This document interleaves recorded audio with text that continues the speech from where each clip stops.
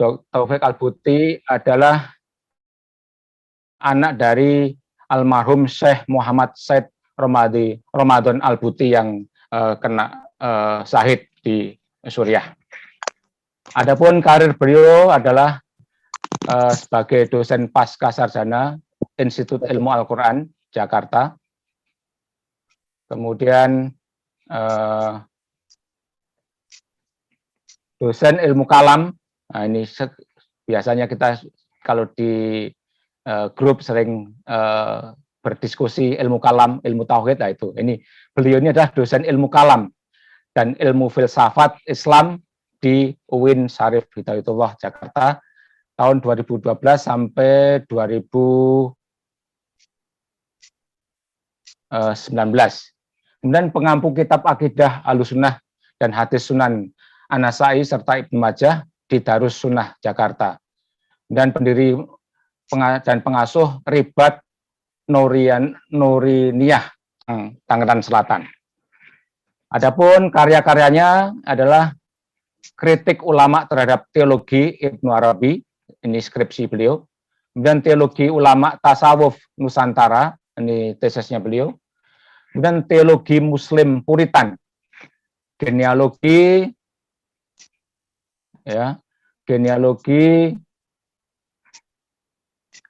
dan ajaran Salafi.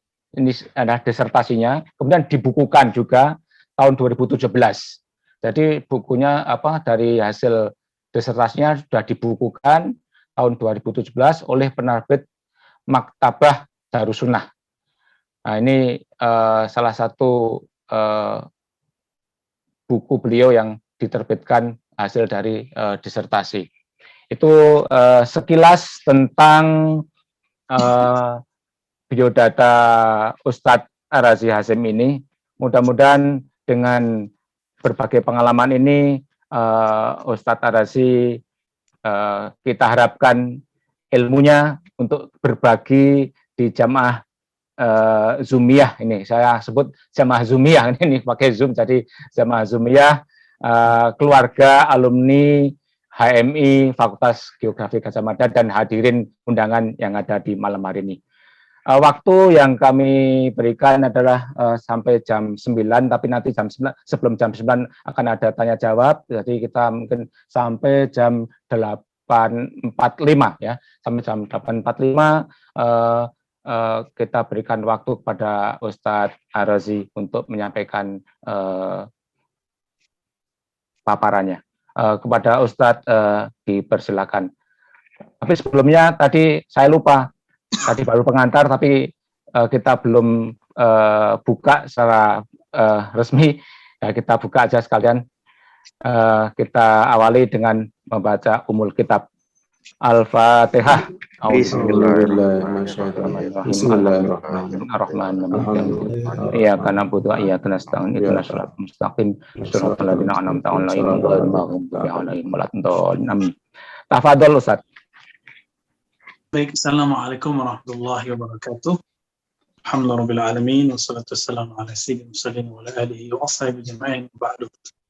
Baik, Pak Agus, Bapak dimuliakan Allah, semoga dalam ridha Allah, penjagaan Allah, apapun ketentuannya, kita ridho saja ya. Insya Allah menjalaninya lebih nyaman, lebih tenang. Kalau dipikir-pikir jadi capek mikirnya ya. Kabarnya itu saya jarang tulis. Saya dulu pernah ikut LKHMI juga. Jadi saya alumni juga nih. Tapi saya juga ikut yang lain. Jadi macam-macam lah, karena saya pengen banyak saudara, pengen banyak teman. Kita ikut beberapa lah. Ya salam persaudaraan juga sesama. Ya. Tema kita insya Allah berkaitan dengan kesadaran beragama, tapi kita ingin menghantarkan kepada kesadaran beragama yang syamil ya. Syamil ini boleh diartikan yang komprehensif, yang lengkap lah. Kita tidak mengatakan sempurna, tapi sesuai dengan hadis-hadis Nabi, ayat-ayat Al-Quran, terlihat sekali bahwa beragama itu tidak hanya simbol, tapi beragama itu ada makna, ada nilai. Ini kemudian yang sepertinya mulai hilang dalam cara orang beragama pada zaman now, ya. Maka saya apresiasi kepada pengurus yang sudah mau buat jamaah ahli bid'ah ini, Zoomia. Ini benar-benar bid'ah ini.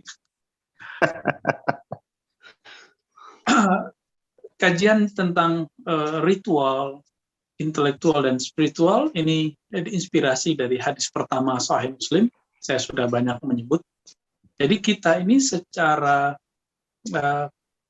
dalil Al-Quran dan Sunnah, ternyata yang banyak kita ambil itu cuma beragama secara ritual. Ini yang masuk kepada simbol. Dalam hadis pertama Sahih Muslim itu terjadi dialog hebat antara seorang malaikat yang menyerupai manusia, menyerupai Nabi Yusuf atau di zaman Nabi disebut Dihya, berdialog dengan Nabi Muhammad SAW. Menunjukkan apa? Di zaman Nabi itu biasa malaikat menyerupakan diri jadi seseorang lalu datang ke Nabi, datang kepada orang yang sangat dihormati oleh makhluk Allah seperti malaikat. Apakah sampai sekarang masih berlaku? Berlaku. Jadi sebenarnya kita kalau lagi di mana itu tidak semua orang itu tubuh fisik itu dia manusia biasa. Ini bukan nakut-nakutin Bapak Ibu ya. Ini malah anugerah sebenarnya. Kadang-kadang kalau kita kemana, di pasar, di masjid, di majelis, di kantor, di mana rumah makan, di jalan, orang yang kita temui mungkin bertubuh fisik. Kadang-kadang itu bukan manusia, tapi sesuatu yang Allah serupakan. Dia yang bisa berubah-ubah ini bisa malaikat, bisa ruh-ruh yang suci, bisa juga ruh-ruh yang jahat seperti syaitan, ya. Makanya beberapa sahabat itu bisa ketemu setan, bisa ketemu jin. Beberapa sahabat ketemu ketemu Jibril alaihissalam, seperti Ibnu Abbas pernah bertemu Jibril 2 kali. Di luar hadis ini, ya. Sedangkan hadis ini saksi besarnya adalah Sayyidina Umar. Sayyidina Umar ini beliau radhiyallahu ta'ala anhu adalah saksi bahwa ada orang yang datang ke Nabi, ternyata itu adalah sosok Jibril. Umar itu udah curiga dari awal. Ketika orang ini datang, Umar ini sudah hampir hafal semua orang di Madinah. Sangat mengerti jika ada orang baru atau orang pendatang atau orang yang safar. Ternyata orang ini nggak masuk kemana-mana. Dibilang orang baru, ya kok nggak ada yang kenal juga. Dibilang safar, kok tidak ada debu di wajah, di bajunya, tidak, rambutnya masih rapi, serbannya masih oke. Maka Sayyidina Umar curiga. Nah, orang ini datang untuk mengajari umat Nabi Muhammad SAW dengan pertanyaan-pertanyaan. Nah, pertanyaan pertamanya tentang Islam, yang kedua iman, yang ketiga ihsan. Nah, masih ingat, ini mungkin beberapa tempat saya sudah membahas, tapi pada kajian kali ini saya akan membahaskan bahasa yang lebih baru lagi. Ternyata nikmat yang Allah berikan kepada kita, jadi fasilitas beragama. Agama itu nikmat, Bapak. Ya, kebanyakan orang menganggap agama itu beban. Karena cuma belajar ritual. Jadi kalau kita belajar agama itu cuma bab ritual, maka kita akan menganggap agama itu beban. Sholat itu beban, zakat itu beban. Maka coba lihat orang-orang yang pengusaha kaya, kalau menganggap agama itu beban, kalau ngasih pertanyaan kepada kiai, kepada ustadz, itu bagaimana cara mengurangi bayar zakat. Seperti orang-orang yang terbebani bayar pajak. Dia nganggap, wah pajak itu beban. Sama, bagaimana cara ngurangin bayarnya. Nah, dicarilah pertanyaan-pertanyaan yang kira membenarkan, mencari pembenaran terhadap kemalasan dia beragama. Nah, ini banyak. Ini akibat beragama secara ritual. Nah, pertanyaan Sayyidina Jibril itu adalah pertama tentang ritual, yang kedua tentang intelektual, yang ketiga tentang spiritual. Sebenarnya ada pertanyaan yang keempat dan kelima, itu tentang eskatologi, tentang akhir zaman. Ya. Nah, ini kita simpan dulu, dia udah masuk ke bagian kedua sebenarnya. Jadi kalau nggak beres di bagian kedua, nggak beres di yang ketiga, nggak beres lagi yang keempat. Nah, maka kita cukupkan yang 3. Jika orang beragama tidak mengikuti 3 model ini, maka dia beragamanya tidak sempurna. Ini kalau saya buat ilustrasi pakai whiteboard di sini, silakan diperhatikan ya. Di sini teman-teman yang melakukan Allah, Sahabat-sahabat dimanapun, coba lihat, ada semacam seperti ini ya. Kita ulangi deh. Jadi beragama itu bagi 3 aja. Pertama, ritual. Nah, ritual ini simbol. Simbol-simbol main di sini. Yang kedua, intelektual. Ya.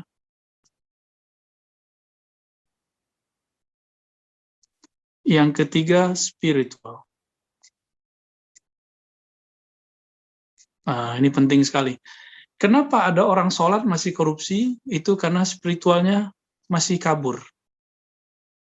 Jadi dia sholat nih, ya, tapi dia korupsi. Nah, di sininya bermasalah. Gitu ya. Ada orang sholatnya bagus, hajinya udah berkali-kali, hafal mungkin beberapa ayat, zikirnya bagus, tapi suka hoax. Nah, berarti masalahnya di sini, intelektualnya kurang oke. Dan kita lihat banyak hari ini, hatta kiai aja banyak kena di sini. Ya. Apalagi orang awam ya, udah kena hoax sudah. Betul-betul mengerikan ini. Jadi kebanyakan orang beragama itu di sini aja, di bagian ritual. Nah, simbol ini, orang akan mengira orang soleh itu yang berserban, berkopiah, berjenggot, ya itu tanda orang soleh secara zahir. Tapi secara batin kan belum tentu. Ada orang bersorban, berkopiah, bersarung, tapi nggak suka nyapa, berarti spiritualnya nggak oke. Ya. Jadi spiritualnya bermasalah. Ya. Dia spiritualnya. Ada orang, dia tahajud bagus, sedekah bagus, tapi ketika mendengarkan gosip tentang COVID, tentang apa, tentang konspirasi, itu gampang terima. Oh, berarti intelektual dia nggak oke. Nah, ini banyak terjadi, teman-teman. Sayang sekali. Nah, sekarang kita ganti, ya. Kita ganti sekarang. Saya pendek aja ini, ya. Ada tadi intelektual, ini S, ya. Nah, ini aja. Orang ritualnya oke, bagus. Kecerdasannya bagus. Nah, seperti bapak-bapak inilah. Apalagi alumni salah satu organisasi mahasiswa yang menjaga kewarasan berpikirnya memang diajarkan dalam pelatihan-pelatihannya, ya. Dalam diskusi-diskusinya dari dulu. Ini biasanya ujiannya di bagian ini, Pak. Di bagian intelektual, ya. Intelektual oke, nggak ada masalah. Maka pertanyaan, ngapain sholat? Gitu. Untuk apa sholat? Jadi pertanyaannya mencari rahasia-rahasia, alasan-alasan filosofis. Kenapa zakat? Kenapa tahajud? Kenapa? Jadi kenapanya banyak. Ya. Kalau yang orang ritual, ini nyari pahala. Kalau ini nyari hikmah biasanya. Nyari alasan, dalil. Ya. Nyarinya dalil. Nyarinya filosofi. Nah, ini yang dicari oleh orang-orang yang intelektual. Tapi beragama tidak hanya filosofi, karena filosofi itu makanan akal. Kalau akal, kebanyakan berpikir, ya kapan ritualnya, gitu. Ya. Tapi ini sudah bagus nih, orang begini sudah bagus. Ya. Artinya sudah 2/3 agama. Nah, dibutuhkan kecerdasan berikut. Nah, tapi kalau orang ini cuma sampai di sini, dan tidak mengerti alam spiritual, waduh gawat juga, ya. Cerdas, amalan banyak, tapi isi kolbunya iri, dengki, nggak beresin. Ya. Sholatnya belum tentu khusyuk yang ini nih. Ya. Kalau zakat juga dalam hati itu terbersit, pengen dipuji walaupun berperang di hatinya. Ya. Nah, orang-orang yang ritualnya oke, secara intelektual oke, ini sudah 2/3. Tapi ada orang, kebanyakan ya, ini spiritualnya oke, tapi ritualnya belum, spiritualnya apalagi. Nah, ini banyak nih. Ciri-cirinya tukang kritik.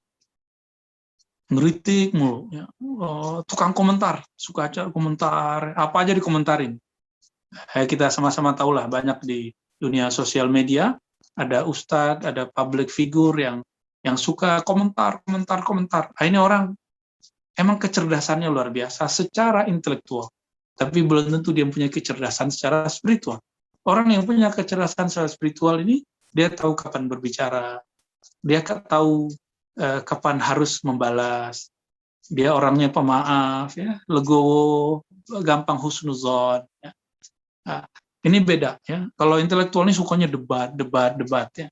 Tapi orang ini gak susah percaya dengan hoax. Nah, ini kalau beragamanya sudah sampai intelektual, insya Allah ini orang-orang akan terjaga dari hadis palsu, berita-berita palsu, iman palsu, ritual palsu juga sama. Cuma kalau orang baru di sini, dia akan kering. Ya, ketemu dia panas terus otak kita karena diajak debat terus. Ya. Syukur-syukur kalau kemudian ada level berikut, yaitu sampai kepada spiritual. Kalau spiritual terisi, zahirnya sholat, batinnya berniat, ya, intelektualnya berniat, spiritualnya kemudian tunduk kepada Allah. Baru ini yang disebut berislamnya kafah, ya, beragamanya kafah. Jadi spiritualnya oke, intelektualnya jalan, ritualnya terlaksana. Ya, apa karakter orang yang di sini? Karakter orang yang sudah sampai pada spiritual, dia dominan kepada hal-hal yang sifatnya ruhani. Maka orang-orang ini gampang berprasangka baik, gampang memaafkan, ya, tidak gampang terjebak oleh hoax, ya. Jadi tidak semua orang-orang yang beramal secara ritual itu bagus spiritualnya. Begitu juga tidak semua orang yang bagus intelektualnya bagus secara amal ritualnya, apalagi spiritual. Orang-orang ini secara jumlah sedikit sekali, Bapak, Saudara bukan Allah, orang yang bagus secara spiritual. Dan ini harus balance. Kalau kita ritual doang, nanti jadi makhluk pemburu pahala, pemburu sorga, ya bagus, cuma belum lengkap.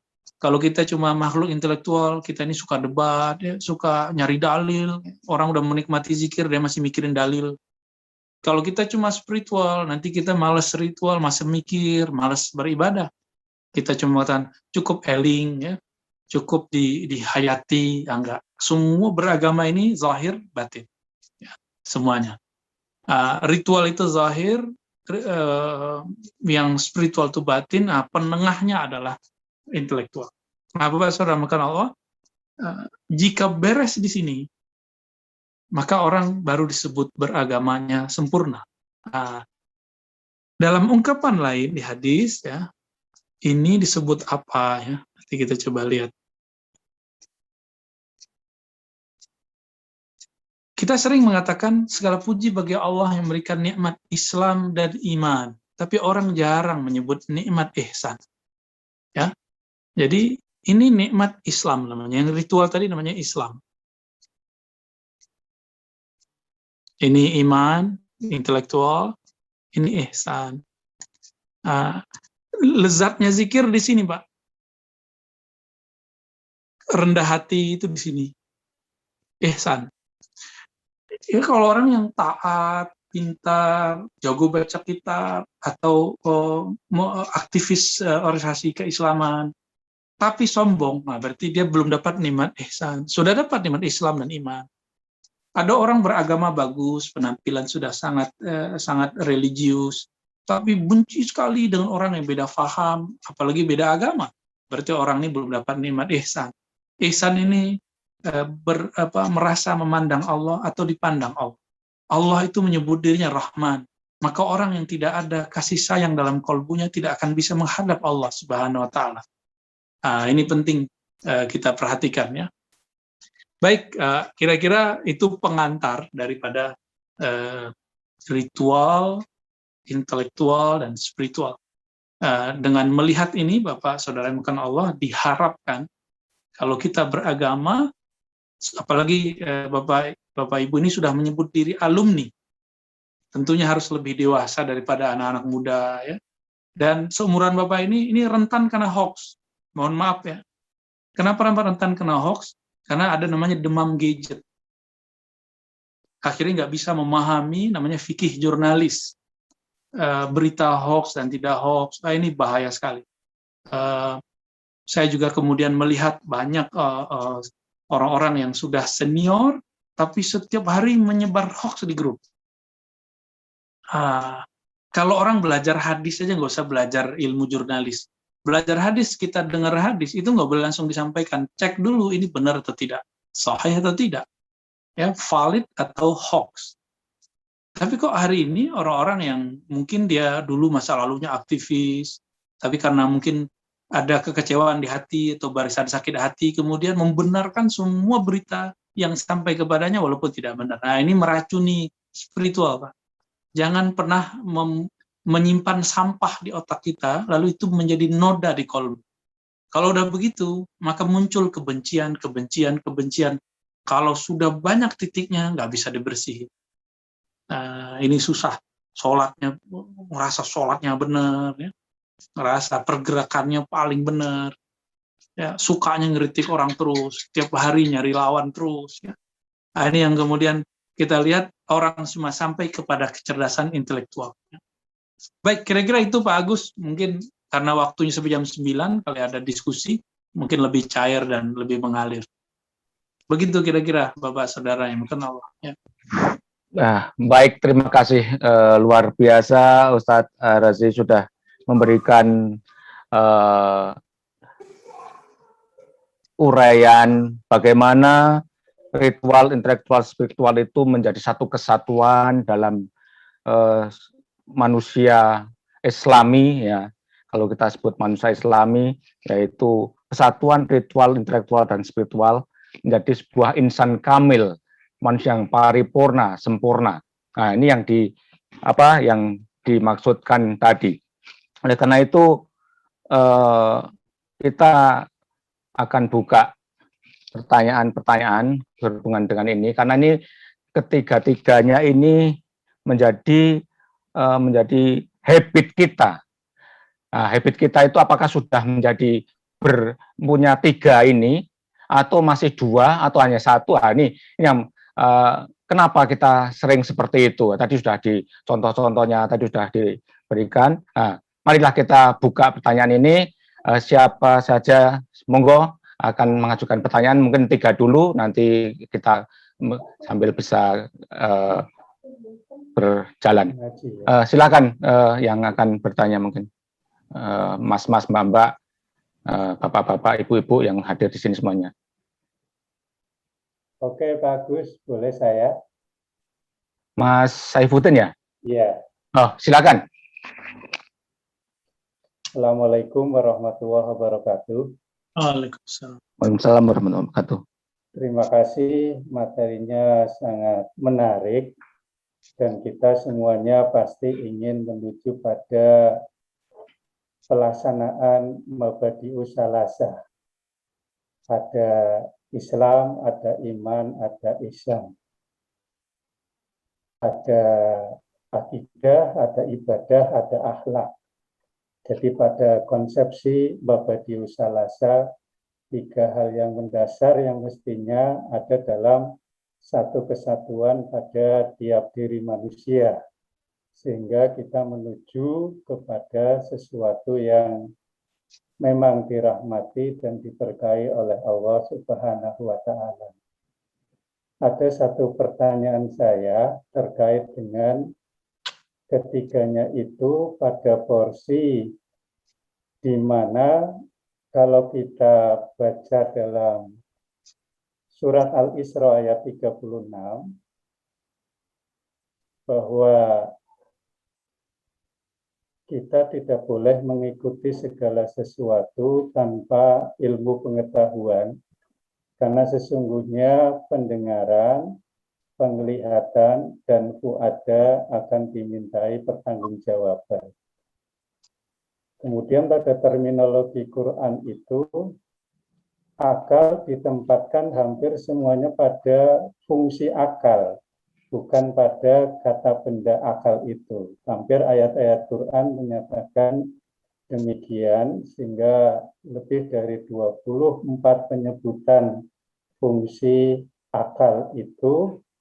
Tetapi di lain sisi Allah juga berfirman innal ilma indallah.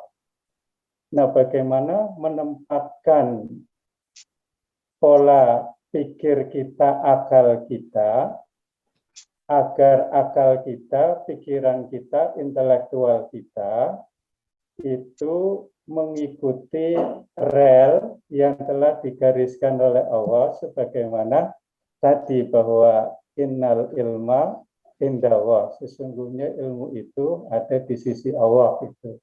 Karena dalam Al-Ankabut ayat 45 itu juga satu pesan yang sangat mendalam, yang kebanyakan kita mengkaji bahwa sholat itu bisa mencegah perbuatan keji dan mungkar.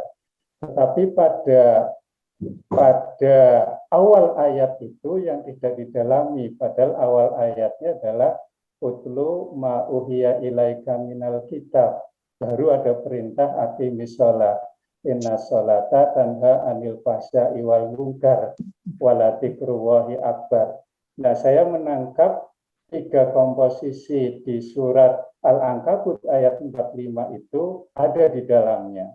Ada perintah ritualnya, ada perintah intelektualnya untuk mengkaji ayat-ayat Allah, dan ada hasil dari ritual dan intelektual itu berupa fahsya iwal munkar, jadi mencegah perbuatan keji dan mungkar itu.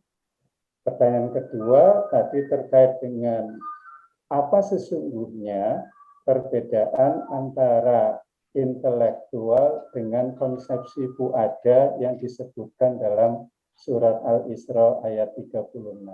Terima kasih. Wassalamualaikum warahmatullahi wabarakatuh. Assalamualaikum.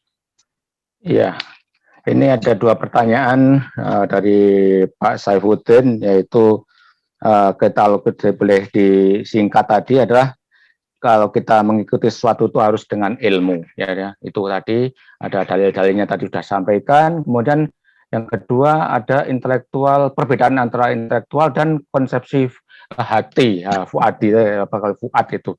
Jadi mungkin langsung aja Pak Ustadz untuk bisa dan dijawab. Ya, ini Pak Saifuddin ini sebenarnya udah tahu jawabannya.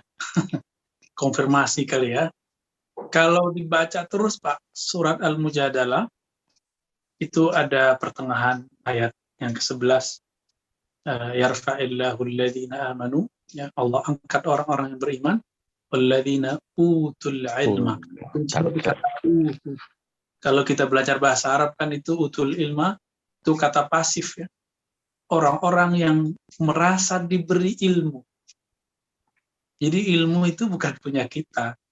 Kalau saya mengerti, saya nggak boleh merasa takjub dengan pikiran saya. Kalau saya menyebutkan dalil, saya nggak boleh merasa takjub dengan pikiran saya. Itu sebabnya sebelum membaca dalil, wajib berta'awuz, bukan sunnah. Fa'idha qara'tal Qur'an, fasta'iz billah minasyaitan. Jika engkau hendak membacakan Quran, Quran ini kan ada yang tertulis, dalil teks, ada yang tersebar di alam semesta, disebut ayat-ayat Allah, ya. Ayatullah, ya. Wa min ayatihi, di antara ayat-ayatnya penciptaan langit bumi, penciptaan kita, berpasang-pasangan, perbedaan bahasa dan kulit dan sebagainya. Itu Quran. Ketika saya mampu menangkap, itu karena saya diberikan anugerah oleh Allah, ada perangkat-perangkat di dalam diri yang bisa menangkap. Itu nggak boleh membuat saya merasa pintar. Maka hati-hati Bapak Saudara Allah, jika menyebutkan dalil, jika mengajar sesuatu, ini kan Bapak Ibu ini aktivis ya, sebelum mengajar, serahkan dulu diri kita kepada Allah, lalu berta'awuz daripada syaitan. Karena syaitan itu pintar berdalil. Sekelas kakek moyang kita, baginda Nabi Adam alaihissalam, itu yang goda kan iblis. Gak mungkin iblis hardik-hardik. Yang suka menghardik itu bukan iblis. Iblis itu ngomong dalil. Iblis itu ngomong filosofi. Iblis itu ngomong visi. Apa kata iblis? Hei Adam, kau itu dilarang mendekati pohon ini karena nanti bisa membuatmu kekal atau membuat kamu berubah status menjadi malaikat yang alin, yang tinggi. Artinya dia ngomong dalil, ngomong visi, ngomong pencapaian spiritual. Itu kata-kata daripada iblis. Jadi iblis nggak ngomong, Dam, lu bodoh gitu, nggak ada. Anjing lu nggak ada begitu. Babi lu nggak ada ngomong begitu. Iblis itu ngomongnya pakai dalil, lembutnya sangat lembut, lebih lembut dari perempuan. Pintarnya lebih pintar dari profesor. Solehnya lebih soleh daripada ahli ibadah. Karena iblis ini ahli ibadah. Dia pintar dalil, semuanya. Nah, kita baca Quran supaya tidak kesusupan, baca dalil, tidak kesusupan daripada syaitan. Coba sebelum menyampaikan itu kita bertakwa. Nah, ini salah satu amalan wajib saya sebelum saya ngajar. Saya serahkan diri kepada Allah, saya minta ampun kepada Allah jika saya berbicara dengan nafsu. Ya. Jadi bagaimana caranya? Itu kata kuncinya ada di surat Mujadalah. Walladzina utul ilm. Dan orang-orang yang diberikan ilmu. Nah, maka ahli ilmu itu adalah orang yang merasa diberi, bukan yang merasa dia memiliki ilmu. Oleh karena itu, Imam Ghazali itu mengalami kesadaran spiritual yang luar biasa. Tadinya beliau merasa dirinya profesor, ketika ada orang lain berbicara bidang dia marah. Dia bilang, ente kok ngambil lapak aneh gitu. Ngajar tema yang sama dengan dia, itu beberapa tokoh-tokoh itu kan ada kemampuan yang sama. Dia nggak terima. Tapi lama-lama Imam Ghazali menemukan kesadaran spiritual, bukan hanya intelektual. Ketika ada orang mengajari salah satu yang keahlian dia ada di situ, dia mengatakan dalam batinnya, Alhamdulillah tugasku berkurang. Kenapa? Ada orang yang bantuku si fulan. Ini perbedaan orang cerdas sudah sampai kepada tingkatan spiritual. Ya, bagaimana itu bisa terjadi? Selevel Imam Ghazali masih berguru, Pak, masih bermursyid, masih punya. Kalau kita training aja, ada trainernya, ada mentornya. Belagu amat dalam spiritual nggak punya mentor. Yang disebut murabbi ruh, ya, pendidik rohani. Pendidik rohani itu belum tentu semua kiai, belum tentu semua profesor doktor. Profesor doktor bisa jadi guru besar dalam bab intelektual karena dia menjalani proses itu. Sekolah, nulis, diujikan dan diangkat. Masa guru besar spiritual nggak menjalani proses, ketemu sendiri, jadi guru besar sendiri, itu bohong besar, ya, dajal teri. Saya memandang diri saya begitu. Kalau Imam Ghazali saja yang menjadi idola banyak ulama dari zaman ke zaman, itu masih berguru, apalagi orang kayak saya, Pak, apalagi kita semua ini. Kemampuan baca kitab sekarang nggak sehebat Imam Ghazali lah. Imam Ghazali cuma setahun ngaji kitab filsafat beres. Saya 4 tahun, karena campur-campur belajar hadis ya, filsafat ya, kalam ya, tasawuf ya. Jadi akhirnya ada yang kita prioritaskan. Ya, ada juga yang nggak khatam. Ya. Orang-orang yang di kampus Islam sendiri ngaku ahli filsafat Islam, itu kitab Ibnu Sina aja belum beres. Belum pernah baca kitab Asy-Syifa Ilahiyat, Tabi'iyat, ya. Apalagi yang lain. Al-Farabi aja karena nggak baca, itu karena doktor filsafat di kampus. Ya. Belum lagi kalau dalam dunia hadis, katanya doktor hadis, tapi Sahih Bukhari nggak pernah khatam. Itu kan lucu-lucu. Ada dosen tasawuf, tapi kitab Ghazali nggak pernah dia baca dengan baik. Ya Ulumuddin, cuma 4 jilid kok. Ya, ngomong banyak. Kalau ngomong dia ini dikalkulasikan dengan bacaannya, banyakan ngomongnya gitu. Jadi bagaimana cara memahami ini? Al-ilmu indallah, ilmu itu di sisi Allah. Mendekatlah kepada orang-orang yang dikasihi Allah. Maka kita akan selalu merasa ilmu itu diberi. Jadi datangi ahlullah, berguru kepada kekasih-kekasihnya, ziarahi mereka yang hidup ataupun yang mati. Karena mereka tidak pernah mati. Mereka selalu indallah. Ya, ahya'un inda rabbihim. Mereka selalu hidup. Maka mendatangi orang mati menajamkan qalbu. Mendatangi orang hidup menajamkan pikiran. Gitu kira-kira wallahu alam. Yang kedua tadi tentang apa? Fuadi ya, Pak? Gimana? Iya, perbedaan antara intelektual dan konsepsi fuadi. Oh, bagus ya. Kita ini saya bagi aja, Pak, ya. Jadi kita ini ada saya yang nafsiyah jasadiyah, diri yang jasadi. Jasad ini senangnya makan, minum, kawin. Ya, makan, minum, kawin, udah gitu aja. Paling-paling tengkar. Ini diri yang zahir. Diri yang zahir. Ada diri yang antara zahir dan batin. Jadi berarti yang ketiga ada diri yang batin. Diri yang antara zahir dan batin ini yang disebut diri yang intelektual. Diri yang intelektual inilah kemudian yang kita sebut perangkatnya akal. Sudah benar tadi indeks Qur'annya. Di Quran semua lafaz akal itu selalu kata kerja. Kata kerja aktif. Ya. Bahkan ketika orang masuk neraka aja mereka ngomong law kunna nasma' au na'qil. Seandainya kami mau dulu mendengar dan berakal, berpikir. Tapi ingat Bapak, Saudara bukan Allah, orang berakal, akal ini kan mengikat. Nah, dia ngikatnya pakai apa? Akal itu kan dari ikal. Alat ikatnya itu empirik dari ritual atau dari sumber spiritual. Itu hasilnya beda. Atau hanya hasil analisa intelektual. Hasilnya beda. Kalau orang cuma berakal dengan empirik, berarti ya dia mencari kesenangan yang zahir. Cara berpikirnya gimana ngumpulin fulus sebanyak-banyaknya. Kalau orang-orang HMI biasanya gimana kalau sudah jadi dosen, jadi pengusaha, jadi apa, gimana biar kuliah tinggi, jurnal. Kalau dosen ya biar naik pangkat dari jadi profesor. Itu aja terus. Jadi berpikirnya intelektual.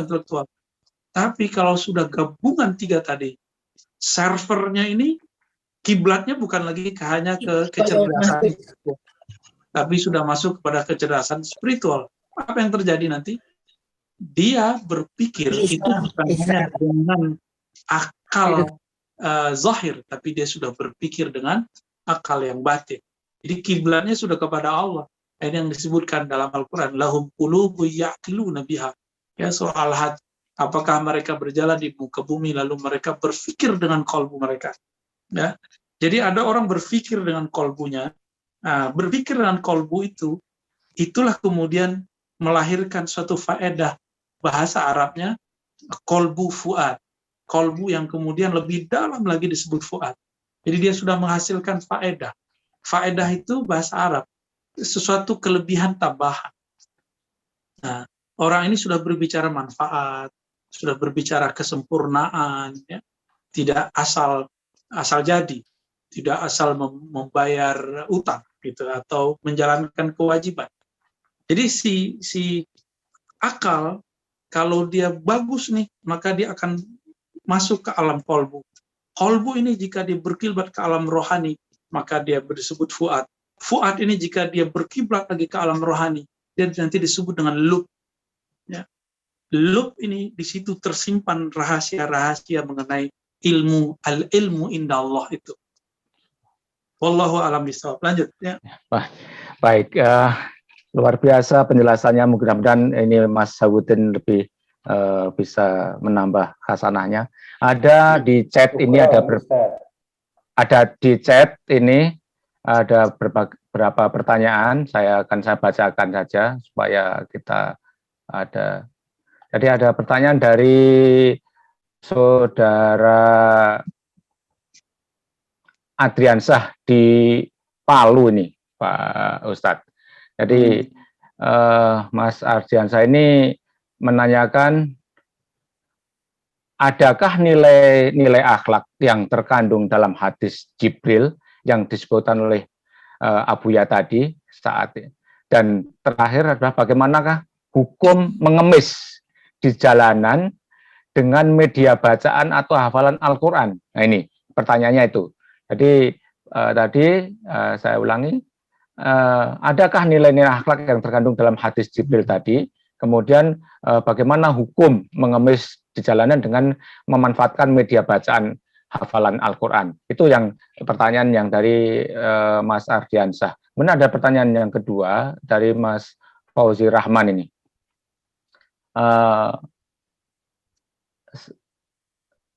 Kaitan intelektual dengan iman. Bukankah iman itu tidak hanya berdasarkan akal, tetapi iman itu akan lebih mantap mencapai tingkat yakin bila berdasarkan rasa kolbu atau syauk. Nah, ini ada 3 pertanyaan dari 2 orang penanya. Silakan Pak Ustadz. Pertama tentang nilai akhlak dalam hadis Jibril tadi ya. Ada itu pada hadis lafaz yang ketiganya. Apa itu ihsan wahai Rasulullah? Ihsan itu secara harfiah artinya memaksimalkan kebaikan. Ternyata kebaikan puncak itu ketika orang berbuat sesuatu, dia menganggap perbuatannya itu adalah ritual.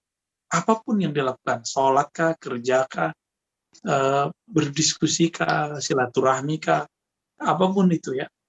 Seakan-akan memandang Allah Subhanahu wa taala. Tapi sanggupkah kita memandang Allah sedangkan Allah mengatakan la tudrikul absar? Dia tidak sanggup dicapai oleh semua pandangan yang memandang. Maka makna hadis ini apa? Hilangkan dirimu, ego dirimu yang merasa mampu memandang. Di saat itulah Allah akan memberikan kekuatan kamu untuk memandang. Nah, ini yang disebut musyahadah. Memandang Allah Subhanahu wa taala. Dan ini berat Bapak Ibu karena tugas adalah menghabiskan ego. Menghabiskan rasa pintar, menghabiskan rasa tidak perlu guru, ya, menghabiskan rasa mengetahui dalil. Nah, ini berbahaya pada bab-bab ini. Tapi sanggup kita, maka orang ini akan diganti sifat-sifatnya oleh Allah dari sifat-sifat yang sederhana menjadi yang sempurna. Nah, inilah akhlak. Jadi akhlak pertama itu ilallah. Akhlak kepada Allah. Kalau kita ke Allah jangan merasa siapa-siapa lagi. Katakan, ana abduka ya Rabb. Aku hanya hambamu. Aku nol besar ya Allah. Nol tapi ngerasa sok besar. Ya, kalau bisa nolnya jadi hilang. Ya. Nah, kalau begitu nanti Allah akan kasih nilai. Tambah banyak nolnya kita nolkan kecerdasan, kita nolkan kepintaran, kita nolkan ritual dalam diri kita nggak ngerasa banyak amal. Nanti nolnya tambah banyak, Allah yang ahad, tinggal masih nilai di depannya 1. Jika nolnya 1 jadi 10, jika nolnya 3 jadi 1000. Itulah yang dimaksud dalam Al-Quran ya. Orang-orang yang ikhlas itu ketika sedekah Allah lipat gandakan dengan nilai yang tiada batas. Ada ya, lipat ganda yang banyak, unlimited. Kalau dia cuma masih ngitung-ngitung ya, minimal 10, maksimal 700. Ya. Yang kedua tadi tentang memakaikan murotal ya, baca Quran untuk ini mengemis. Ya, ini wilayah MUI di sana, tinggal MUI yang jawab. Nanti tanya ke MUI tempatan aja karena beda tempat, beda fatwa antar. Ya, saya bukan orang MUI, saya free ya, saya orang merdeka. Takut nanti menyinggung ulama tempatan ya. Tafadhol, yang berikutnya tadi apa Pak? Saya lupa. Tentang ini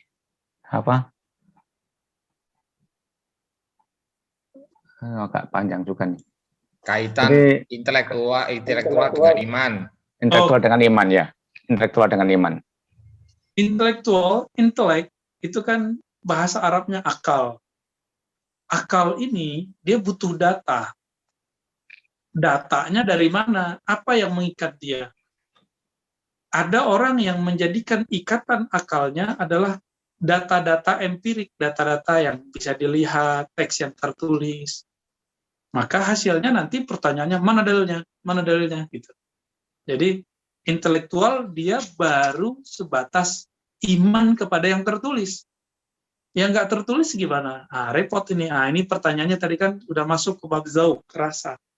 Jika akalnya sudah menemukan batas, akal kita terbatas loh Bapak Ibu Saudara, karena Allah ketika dia sudah merasa ya Allah saya udah mentok nih. Biasanya orang-orang begini akan mencari jalur lain. Baru disebut dengan jalur zauq, rasa. Inilah yang dicari Imam Ghazali yang bertahun-tahun beliau itu mentok. Terakhir, karena beliau tidak merasakan itu, tapi batinnya selalu berteriak, apa yang salah dari diriku? Dalil sudah hafal, kitab sudah hafal, buku udah tebal, gelar udah banyak, gaji udah banyak, pengikut udah banyak. Apa yang kurang dari Imam Ghazali? Sehingga beliau tidak bisa bicara. Dalam dirinya terjadi dialog kuat antara zauqnya yang ingin disempurnakan dengan intelektualnya yang sudah merasa sempurna. Akhirnya beliau nggak bisa bicara karena terjadi pertengkaran di kolbunya. Datang dokter dari kerajaan, istana, yang sangat berpengalaman, kemudian mengatakan, setelah banyak dokter yang putus asa, penyakit Anda ini, wahai Hujatul Islam Abu Hamid, ini bukan penyakit biasa. Ini penyakit yang ada di dalam dirimu, bukan dalam jasad. Carilah orang yang ahli dalam kajian diri, engkau akan selamat. Maka dia kemudian meninggalkan sisi hidup, kemewahan hidup duniawinya, popularitasnya. Dia kemudian berguru kepada seorang ulama, bahkan banyak ulama.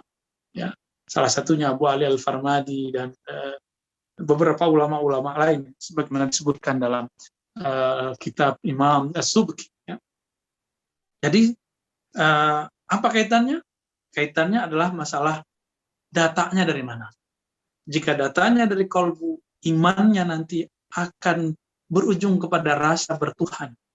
Jika datanya cuma sampai pada dalil, ujung-ujungnya cuma debat. Ya. Itulah ujung dari intelektual, tasdik, percaya.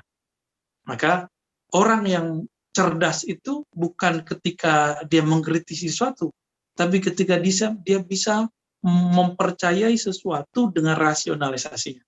Maka Nabi menyebut puncak dari intelektual itu 6.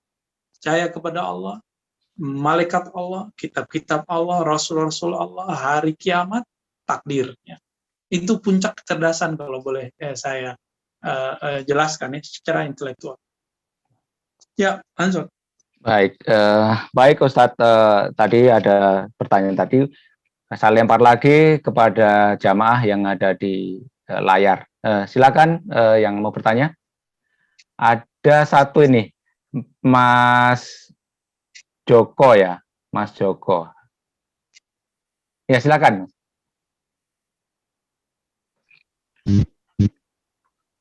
Masih mute. Silakan.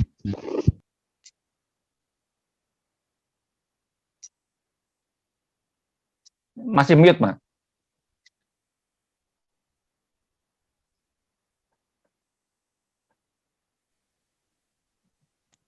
Assalamualaikum. Waalaikumsalam warahmatullahi wabarakatuh. Baik, Ustadz. Ya Pak. Baik, tadi saya tertarik tentang masalah ritual, intelektual, spiritual, yang kemudian dibelok ke Islam, iman dan ihsan menurut hadis Jibril lah ya. Nah ini pemahaman ini satu. Pemahaman ini adalah pemahaman Ustadz atau ada rujukannya? Satu. Kemudian saya juga tertarik tentang bahwa dalam taraf intelektual itu membicarakan dalil. Yang dikemukakan adalah dalil. Dalil ini kan banyak Ustadz. Ada dalil yang berdasarkan akal, ada dalil yang berdasarkan nas. Bahwa dalil yang berdasarkan nas, kalam Allah itu adalah kebenaran mutlak.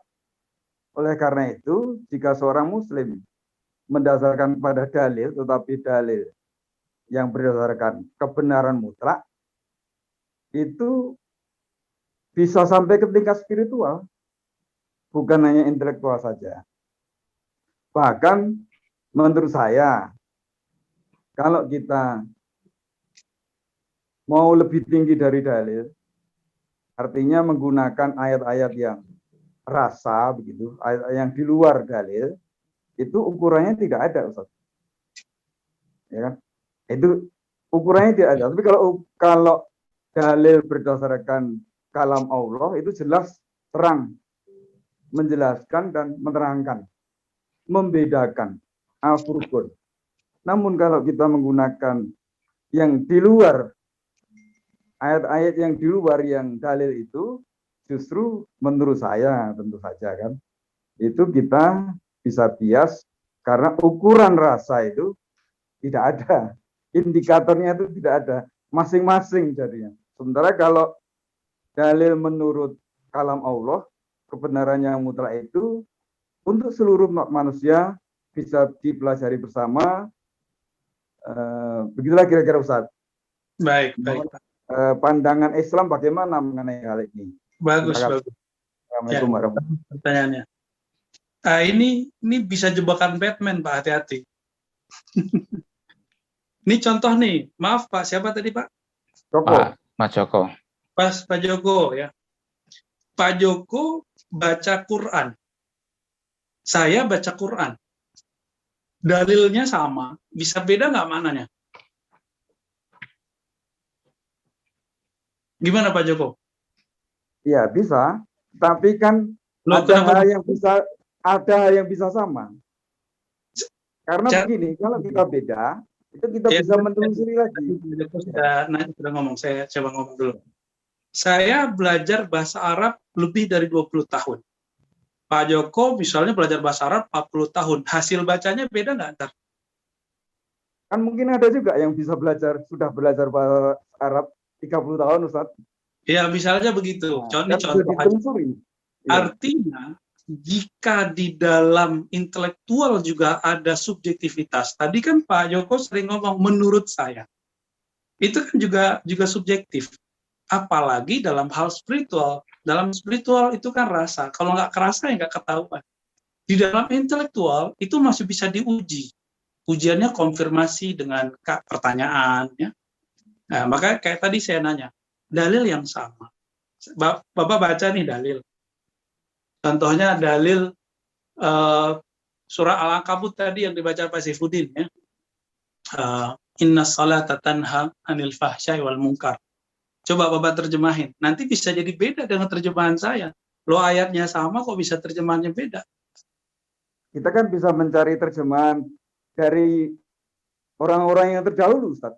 Oke, kata kuncinya, orang-orang terdahulu itu dia menerjemah, menafsir. Dia menafsir dengan apa? Dengan akal pikirannya. Dengan dalil yang dia dapat. Maka tafsiran Ibnu Katsir beda dengan Tobari. Tobari beda dengan Fakhruddin Ar-Razi. Apalagi dan Ar-Razi yang sekarang ngomong. Kira-kira gitu, Pak. Jadi, dalil itu sangat luas. Apa kata Imam Salafus Saleh, Imam Muhammad bin Idris Syafi'i? Beliau kan lahir 150 Hijriah, wafat 204. Aku baca satu dalil, itu bisa makna yang muncul 70. Coba, Pak Joko kalau baca satu dalil, makna yang tumbuh berapa? Jadi begini, Ustaz. Kita kalau tidak mampu, seperti saya, tidak mampu, tentu merujuk ke yang mampu. Kan begitu, Ustaz. Jadi jangan kita salahkan perbedaan dalil itu. Jangankan dalil, aliran saja bisa 70-an. Jadi begitu, Ustaz. Jangankan dalil kan, aliran saja bisa 70-an. Ya, tadi pertanyaannya kan, indikatornya jelas. mana tadi ya? Oke. Ini harus moderatornya berperan, Gus. Ya begini. Kita jangan berdebat di sini. Kita akan menelusuri saja bahwa tadi pertanyaannya adalah Mas Joko bertanya bagaimana itu. Nah, itu udah Ustadz jawab seperti itu. Nanti kalau berdebat nanti di waktu lain aja. Jadi itu aja mungkin Pak Ustadz ya yang kita bisa kita pahami, hingga memang dari berbagai guru dan berbagai macam penafsiran Al-Quran itu berbeda-beda. Tadi sudah dikatakan Ustadz tadi, berbedanya tapi bukan berbeda masalah apanya, tapi adalah hanya berbeda pandangannya berbeda. Nah, ini yang, tapi semuanya adalah merujuk pada ayat Allah yang sama. Oleh karena itu tidak perlu diperdebatkan, yang ada kita menambah hasanah saja di sini, bahwa memang ada, kita harus mengikuti banyak. Kalau semakin banyak bacaannya, insya Allah kita akan semakin mengerti, kita semakin dekat pada Allah gitu. Itu yang kalau kita kaitkan dengan tadi. Makanya tadi salah satu yang Pak Ustadz tadi tegaskan juga, bahwa kita di dalam beragama itu perlu adanya guru, murabi. Membaca Quran juga ada gurunya, apalagi kita berihsan. Dalam berihsan tadi harus ada gurunya, seorang guru spiritualnya. Itu mungkin perlu yang diperjelaskan lagi, Ustadz. Mungkin yang seperti itu. Iya, yang paling bahaya adalah monopoli kebenaran ketika membaca. Jadi ketika saya membaca dalil, jika itu menurut saya benar, itu kan benar menurut saya. Dalilnya sama. Nanti kelompok yang lain benar menurut dia. ayatnya sama. Kebenaran mutlak milik Allah. Tapi ketika sudah ada ulama menyentuh, itu belum tentu milik Allah. Tapi ulama yang ahlullah, dia selalu insaf. Apa katanya? Wallahu a'lam bishawab. Allah yang lebih tahu. Ya, jadi suatu dalil itu nggak boleh ada monopoli atau hanya ada satu kebenaran versi A. Tidak ada. Ya. Jadi teman-teman, jebakan Batman yang terjadi hari ini itu adalah orang ketika membaca dalil, dia beranggapan bahwa pemahaman dia itu sesuci dalil itu. Dalil itu suci, tapi pemahaman kita belum suci. Hatta pemahaman ulama belum tentu suci. Ya, bahkan sahabat-sahabat sendiri berbeda satu sama lain dan itu biasa. Jadi tolong hati-hati saja ketika memahami satu dalil, jangan mengklaim atau merasa itulah paling benar. Ya, karena kita beda tahun aja ngajinya akan beda menerjemahkannya. Ulama beda tahun juga beda. Jadi harapan saya keinsafan ini merasa diri kita berkurang atau tidak sempurna di sisi Allah ini perlu kita tajamkan. Jadi ketika baca dalil ya minta ampun dululah kepada Allah, bertawus dulu supaya kita tidak merasa paling benar. Ya. Wallahu a'lam bishawab. Lanjut Pak, kalau masih ada satu lagi. Masih saya mau tanya enggak Pak Agus? Oh, silakan. Alhamdulillah. Assalamualaikum warahmatullahi wabarakatuh. Waalaikumsalam warahmatullahi wabarakatuh. Ustadz, saya mau bertanya yang sederhana dan saat ini sedang kita alami sama-sama begitu. Saya Iwan Ustadz dari Kota Bekasi sekarang ini. Ya, silakan Pak Iwan. Jadi setiap kita mendengar berita kematian dan itu banyak sekali terjadi sekarang Ustadz, di hampir semua WAG kita selalu ada berita kematian dan karena wabah ini. Kita selalu membaca innalillahi wa inna ilaihi rajiun. Tidak ada masalah sampai di titik di situ tidak ada masalah ya Ustadz ya. Iya. Kadang-kala kita melihat sambungannya dilanjutkan innalillahi wa inna ilaihi rajiun, semoga husnul khotimah. Padahal yang si Allahyarham sudah meninggal dunia, tapi kita ucapkan semoga husnul khotimah. Nah itu apakah menurut saya kok tidak pada tempatnya, dan itu didukung oleh beberapa teman di WA Group juga. Seharusnya tidak membaca semoga husnul khotimah, karena semoga husnul khotimah itu semoga mati dengan baik, gitu, meninggal dengan baik, wafat dengan baik, gitu ya. Itu hanya diucapkan ketika Allahyarham itu masih hidup, mestinya begitu. Bukan setelah Allahyarham sudah wafat. Kita tidak tahu apakah beliau itu husnul khotimah atau sebaliknya su'ul khotimah, kan begitu. Nah, saya ingin minta konfirmasi dari Ustadz mengenai perkara yang satu itu. Iya, baik. Yang kedua, tapi salah saya tidak mau egois, itu aja dulu. Ustadz, terima kasih. Assalamualaikum warahmatullahi wabarakatuh. Ini persoalan redaksi bahasa ya. Redaksi bahasa emang bahasa ini biasanya baru dikoreksi kalau sudah keluar. Jadi mirip persoalan fikih.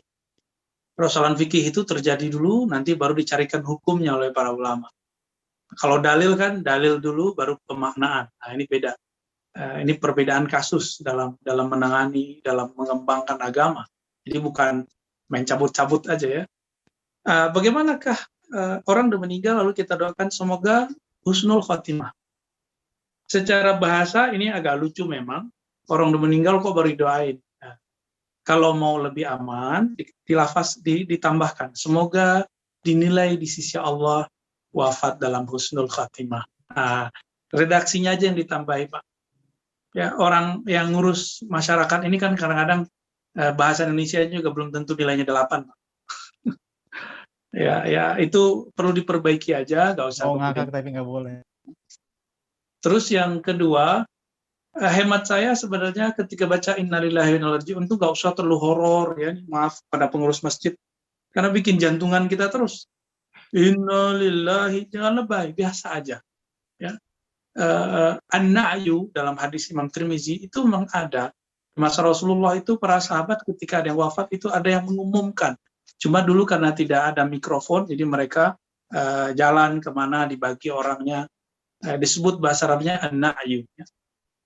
Kalau sekarang karena sudah ada mikrofon, pakai irama begitu. Saya paling agak jantungan tuh dengerin begitu ya. Walaupun kita nggak sakit jantung, tapi nyesek aja dengernya. Ya, innalillahi, dan diulang sampai 2 kali dan panjang sekali. Harapannya ya bacanya biasa aja. Ya. Nah, karena dari Nabi tidak ada tuntutan begitu, tuh nggak ada. Tuntunan begitu itu nggak sampai ke sana. Gimana kalau yang meninggal di komplek 5 orang, kan 5 kali ntar. Jadi kalau ada di antara Bapak Ibu yang pengurus masjid, coba sampaikan kepada masyarakat. Ini kan tradisi. Tradisi itu kan ada yang baik, ada yang buruk. Kalau buruk kita sempurnakan supaya jadi baik. Kalau baca firlahu Allahumma firlaha itu bagaimana? Kalau ini kan membahas persoalan hadis. Kita nggak ketemu di hadis, Nabi itu ngomong Allahumma firlaha.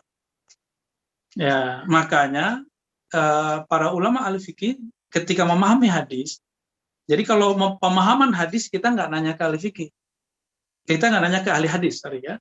Kita kalau pemahaman nanya ke ahli fikih, tapi kalau nanya sumbernya dari mana, nanya ke ahli hadis. Jadi jangan kebalik-balik, karena ahli hadis itu mazhabnya bukan mazhab pemahaman, tapi mazhab ahli hadis adalah mazhab kualitas. Ini sahih tidak sahih, mereka berbeda di situ. Ahli fikih sadat Syafi'iyah, para ulama Syafi'iyah, misalnya Hanabila, ulama salafus saleh tidak mempermasalahkan laki itu perempuan itu sah baca Allahumma firlahu warhamhu, itu boleh. Tapi secara bahasa kalau perempuan ya Allahumma firlaha secara bahasa. Jadi ini perbedaan antara pemahaman bahasa atau secara riwayat hadis. Jadi boleh Pak sebenarnya. Kalau mereka banyak cukup Allahumma firlahum warhamhum wa'afi wa'afu anhum. Kalau saya mengamalkan versi hadisnya aja lebih gampang, karena ribet juga ganti ha-hi-hu-nya. Ya. Jadi saya mau di depannya laki perempuan, saya bacanya tetap Allahumma firlahu. Ya. Ini agak berbeda memang sedikit dengan beberapa ahli fikih kontemporer yang mereka ganti secara bahasa.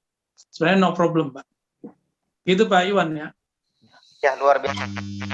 Baik, terima kasih sekali, ini sudah kita disediakan waktu sampai jam 10, tapi sudah jam 10 lewat. Tapi mungkin kalau ada satu lagi, kalau memang masih ada krusial, akan satu lagi yang ada pertanyaan. Kalau nggak ada pertanyaan, saya akan bertanya sedikit. Kalau memang ada yang bertanya, silakan. Pak Agus deh yang nanya. Ya, boleh. Oh, kalau gue saya ada pertanyaan. Agus. Ada pertanyaan satu. Silakan, ada yang bertanya? Saya nggak bertanya, mempersilakan Mas Agus. Saya menantikan Mas Agus bertanya. Oh, baik. Ada satu saja, Ustadz, yang saya... Ada yang mau saya tanyakan satu saja. Bahwa kita ini ada pemahaman, Ustadz. Kita belajar agama secara autodidak. Kan banyak buku, ada YouTube, ada Google sekarang. Al-Quran juga sudah di Google sudah banyak. Terus kita baca sendiri, ya, baca sendiri, sudah nggak perlu guru. Guru nanti waktu-waktu aja kalau memang. Itu bagaimana Ustadz? Pemahaman yang seperti itu. Apakah kita, terus satu lagi, gurunya, apakah guru itu harus yang sudah ada sanadnya? Karena ada sanadnya nanti kita akan mendapatkan sampai Rasulullah. Guru ini dari guru. Nah ini apalagi dalam tasawuf itu pasti harus pakai sanad yang sahih sampai pada misalnya kita ikut Thorekoh Naksabandiyah. Itu dari mana jalurnya sampai kepada Rasulullah SAW. Itu yang perlu saya tanyakan, bagaimana Ustadz yang seperti tadi. Terima kasih.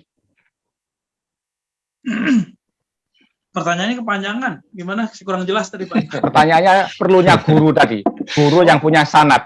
Ya, baik. Ya. Otodidak sama berguru ya. Ya. Baik, kalau kita mengikuti warisan ulama salafus soleh, para sahabat tabi'in, imam-imam, ahli hadis, itu mereka semua berguru, Pak. Imam Syafi'i gurunya ratusan. Imam Bukhari gurunya ribuan. Imam Bukhari itu berguru ke 1.700, Imam ahli hadis yang lain namanya Ibnu Hibban gurunya 4.000, 2.000 ya. Sedangkan Abu Hanifah gurunya 4.000. Artinya kalau mengikuti jalur ulama terdahulu, karena sekarang nama kata-kata salafus saleh ini menjadi tren, orang kalau mengikuti tradisi da'us salihin, da'us salafus saleh, mengikuti ulama salafus saleh itu wajib berguru. Dan gurunya nggak boleh satu, gurunya harus banyak. Karena semakin banyak berguru, semakin terasah. Ya. Nah, orang-orang yang mengatakan, saya bisa baca, cukup saya sendiri. Nah, inilah yang dikhawatirkan oleh Imam Sya'bi, Imam Tabi'in, ya. Murid-murid sahabat ini. Amar Asy-Sya'bi, apa kata beliau? Dulu ilmu ini ada di kolbu para ulama. Ketika ditulis, Syarakana man laisa minna. Maka orang yang bisa baca gak mau lagi berguru, lalu mereka ikut membaca yang kami pahami. Akhirnya pemahaman kami berbeda dengan mereka. Disempurnakan kalam ini oleh Imam Ibnu Sirin dan Ibnu Mubarak, ulama salafus saleh semua. Ya. Tahun 81 wafatnya Ibnu Mubarak. Al-isnad minad-din, bersanad, berguru, mesti terhubung kerohanian, pemahaman intelektual dan ritual gurunya, dari gurunya bersambung kepada baginda Nabi SAW. Jika tidak, kita namanya berguru ke buku. Buku itu kan diterjemahkan oleh seseorang. Orang ini kan berguru juga, ya. Kemudian kita mengatakan saya ikut Imam Fulan. Ya Imam Fulan itu kan berguru juga, gitu ya. Saya pakai YouTube Fulan, ya si yang di dalam YouTube itu berguru juga. Jika mengikuti manhaj mereka, kita mesti banyak guru. Ya nggak usah jauh-jauh lah, orang dokter aja ada dosennya, ya orang arsitek aja ada dosennya, ahli kimia ada gurunya. Masa ingin mengenal Allah nggak ada gurunya, cukup baca buku sendiri. Ini pertanyaan terakhir buat Pak Agus nih, jawab sendiri di hati ya. Kalau ada seorang membaca buku kedokteran 2000 sendiri tanpa guru, dia udah disebut dokter belum? Dia boleh nggak disebut memahami kedokteran? Bolehkah dia nanti praktek? Kan tidak. Kan tidak, ya, nggak bisa. Dia harus diangkat oleh lembaga resmi. Kira-kira seperti itu. Jadi kalau misalnya dia seorang dokter, tamatan mana kita nanya? UMK, UIK, ya. Sekarang kan UIN juga punya kedokteran tuh, UIN kan. Nanti orang, ini dokter tamatan berarti sanatnya ke sana. Nah, kalau kiai itu tanyanya pesantrennya tamat mana? Itu penting ya. Itu juga pemahaman terhadap sanat. Maka Bapak, Saudara Allah, berguru itu wajib. Berguru itu salah satu sunnah sahabat, sunnah tabi'in, sunnah para imam ahli hadis, ahli mazhab. Maka siapa yang ingin mengikuti sahabat Nabi, tabi'in, bergurulah kepada orang yang terhubung ilmunya kepada mereka. Nanti kita akan diobati kolbunya dari kesombongan, merasa paling benar dan sebagainya. Demikian dari saya, Bapak Ibu, selamatkan Allah. Semoga dalam iman insan kita amin rabbal alamin. Assalamualaikum warahmatullahi wabarakatuh. Waalaikumsalam warahmatullahi wabarakatuh. Terima kasih sekali Pak Ustadz. Ya, Bagus. Saya minta waktu, saya bukan bertanya, tapi mau minta maaf ini. Baik. Panitia silakan. Ustadz dan para hadirin baik dari AFMI Fakultas Geografi maupun para undangan yang lainnya. Ini saya selaku penyelenggara mohon maaf karena yang semula direncanakan 300 peserta ternyata pada saat setting link Zoom yang kami sewa itu hanya disetting 100. Ketahuannya pada saat pelaksanaan, Ustadz. Jadi tadi pun saya sempat kelempar, saya ini yang sewa. Saya kelempar karena tadi sempat keluar sebentar, masuk lagi nggak bisa. Kebetulan hostnya saya berikan kepada sahabat kami dan pengacaranya kepada Pak Agus. Jadi kami ini di KAFMI ini untuk penyelenggaraan seperti ini sifatnya relawan, Ustadz. Jadi seperti itu penyelenggaraannya. Jadi mohon maaf sekali, tolong disampaikan kepada sahabat-sahabat yang tidak bisa masuk. Kami pun tadi begitu keluar masuk ke WA grup Kahmi FG itu banyak teman-teman yang nggak bisa masuk. Jadi masih banyak yang nggak bisa masuk. Saya yakin ini jumlahnya lebih daripada 100. Biasanya kami ini menyelenggarakan setiap bulan rata-rata kalau internal di Kahmi Fakultas Geografi itu perbanyak itu 50 orang. Ini lebih dari itu Ustadz. Memang kami buka sengaja pada kesempatan kali ini kami buka kepada di luar Kahmi FGE. Mohon maaf sekali lagi bukan suatu kesengajaan dan sama sekali di luar kontrol kami.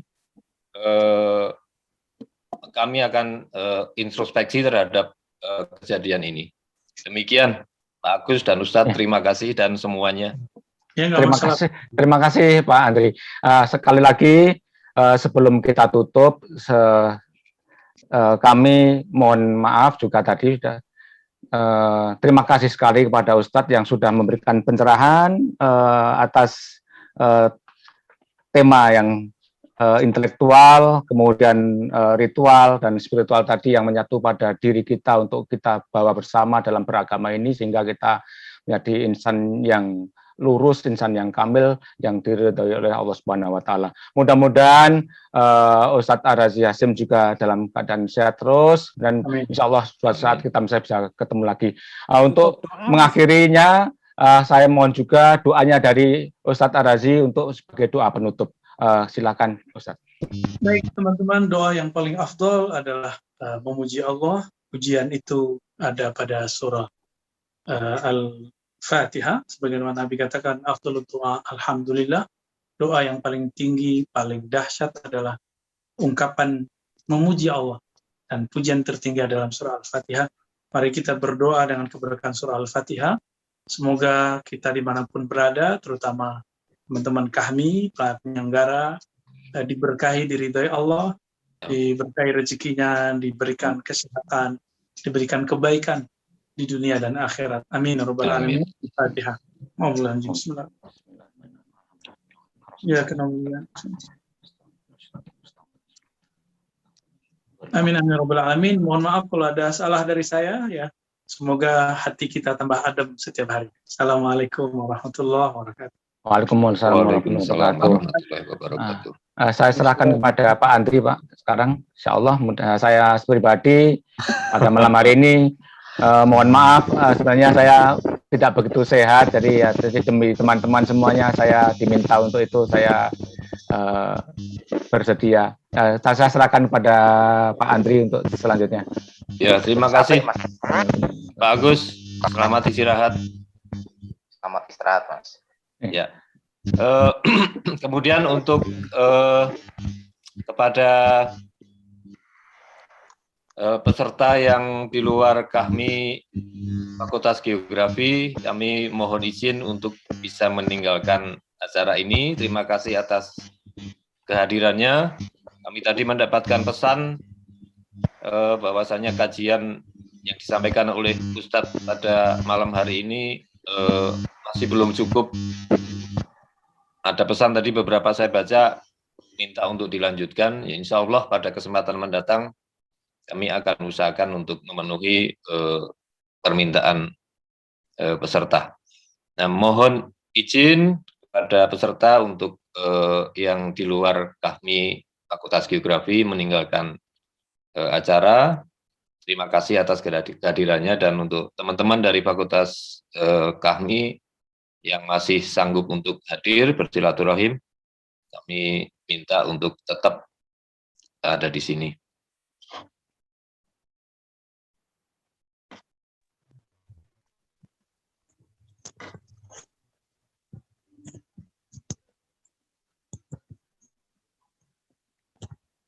Kok kayak apa, Andri?